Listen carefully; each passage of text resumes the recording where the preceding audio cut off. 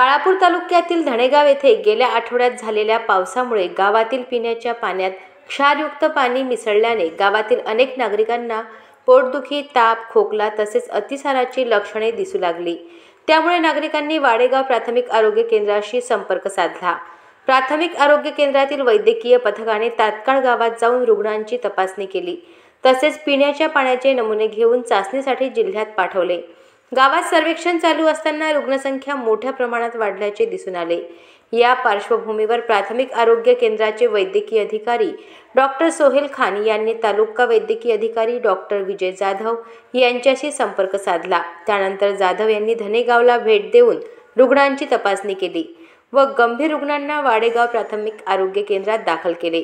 तपासणी दरम्यान डॉक्टरांच्या लक्षात आले की या आजाराचे मुख्य कारण दूषित पाणी असून त्यातून नागरिकांना अतिसार होत आहे। तातडीने उपचार सुरू करून रुग्णांची प्रकृती आटोक्यात आणण्यात आली। गेल्या आठवड्यात झालेल्या पावसामुळे नळाद्वारे पुरवले जाणारे पाणी दूषित झाले। याशिवाय सार्वजनिक पाणी पुरवठा विहिरीत ब्लिचिंग पावडरचा अभाव असल्याने हा प्रकार उद्भवल्याचे निदर्शनास आले।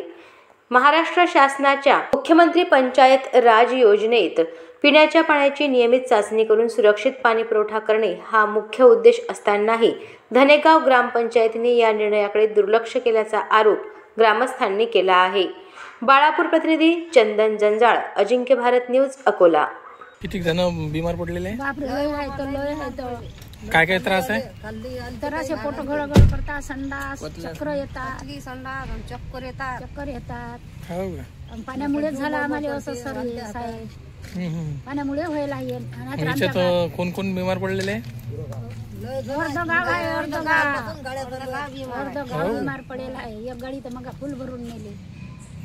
मग काय तर धनेगावून आणली, आता हे डबलचं येते रिफाय साहेब। हो का? किती दिवसापासून तब्येत बिघडलेली आहे? या आता 4-5 दिवस झाले। आता आज परत दवाखाने केले पण नाही जमलं। हो का? मग काय तर काय काय त्रास होतो? थकवे, या पाण्याच्या थकवे येतात, संडास, पतली संडास, उलट्या वांत्या होतात, मळमळ जीव करते। बरोबर। मग पोट दुखतात। आता सलाईन साठी आले होते? हो, सलाईन दिलं? रोज सुरू आहे का सलाईन? आजच आलो आम्ही। बरोबर। हो। कोणत्या गावचे तुम्ही? धनेगाव। ठीक आहे। हो।